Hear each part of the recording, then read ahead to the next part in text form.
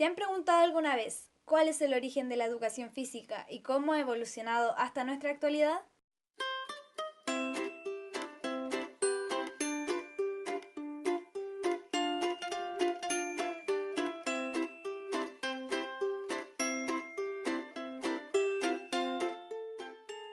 Si por educación física entendemos la transmisión de unos contenidos culturales de una generación a otra, enseñanza de movimientos ha habido siempre. Tenemos que partir desde el comienzo, desde la prehistoria, aproximadamente en el horizonte arcaico entre los años 7000 y 2000 a.C., cuando estos divertidos seres cazaban o escapaban de los mamuts. Toda sociedad ha modelado el cuerpo y ha logrado que actúe según las circunstancias y exigencias naturales y sociales, todo para un solo fin, la sobrevivencia. Pero vinimos aquí a hablar de un tema más especializado, que involucra el movimiento y que estudian los jóvenes más bacanes del mundo, la educación física. Este concepto aparece recién en la Grecia clásica en el siglo V a.C., siendo considerada por primera vez como un elemento educativo. Antes de esta época se consideraba al hombre como un instrumento básico de reproducción y producción en sociedades poco desarrolladas en el ámbito tecnológico.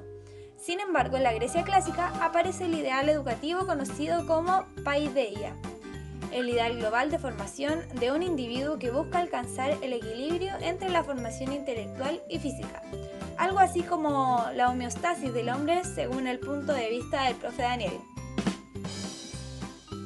La educación física fue esencialmente deportiva, dominada por la noble emulación del espíritu de competición.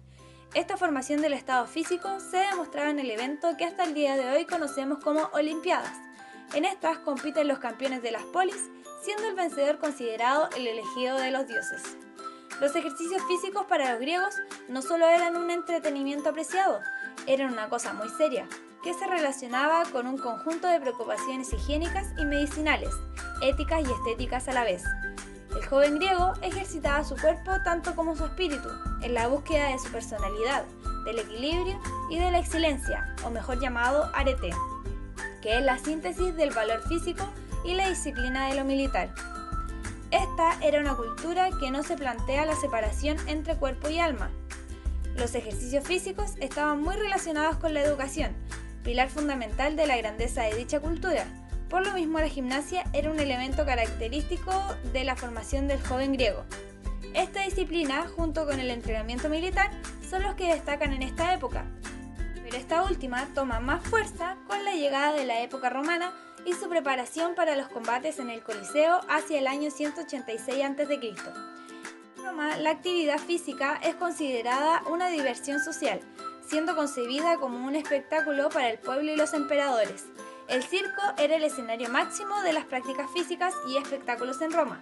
En él se realizaban los eventos que eran apreciados por el pueblo, las carreras, las batallas navales y los combates de gladiadores. La imagen que se transmite de los participantes de estas batallas es la de un romano deportista mayoritariamente mercenario, reo o esclavo, que encarna los valores que el latín clásico lo resume con el término virtus, que se refiere a las cualidades masculinas relacionadas con el valor físico.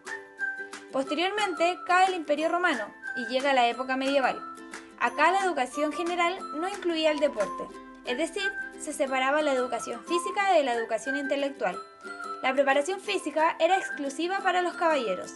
Estos participaban constantemente en guerras feudales, las cuales eran una actividad cotidiana de la época y se exigía una gran fortaleza física. Uno de estos enfrentamientos se les conoce como las cruzadas, las cuales fueron expediciones emprendidas en campañas militares para liberar los lugares santos de la dominación mahometana.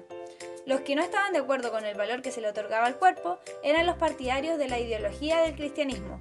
Este se caracterizó por el absoluto monopolio de sus valores ético-morales y por el desprecio a lo relacionado con el cuerpo, sobrevalorando en cambio el ámbito espiritual.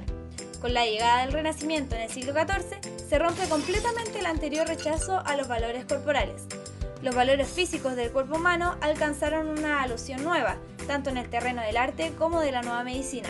Además, da la importancia que tiene el ejercicio como medio terapéutico y como juego a nivel educativo. Popularizó la idea de que el cuerpo y el alma eran inseparables y que uno era necesario para el funcionamiento óptimo del otro. Inicia la modernidad en el siglo XVI y se propaga el movimiento ilustrado, que significó la ruptura ideológica con los valores tradicionales de la vieja Europa aristocrática y estamental, heredera del feudalismo medieval.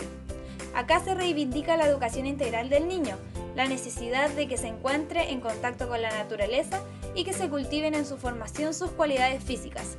Es Jean-Jacques Rousseau quien postula el modelo educativo natural, donde el hombre no contaminado por una civilización opresora y corruptora es feliz en estado de naturaleza, llamado el buen salvaje.